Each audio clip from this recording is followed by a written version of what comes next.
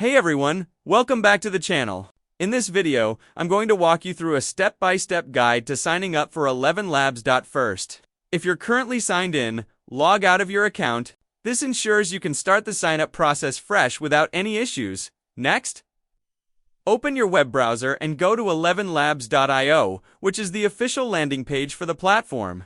Once you're there, look for the sign up button and click on it. This will start the registration process. If you don't already have an account, you'll then be asked to choose your sign-up method. You have two options. The first option is to sign up using your email and password. Just enter a valid email address and create a secure password that you'll remember. The second option is to sign up with your Google account.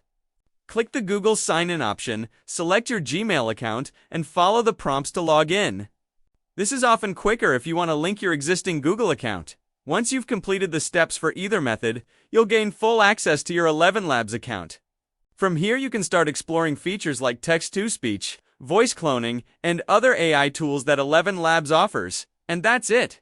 You now have your free ElevenLabs account ready to go. If this guide helped you, make sure to like, subscribe, and check out more tutorials on ElevenLabs and AI voice tools.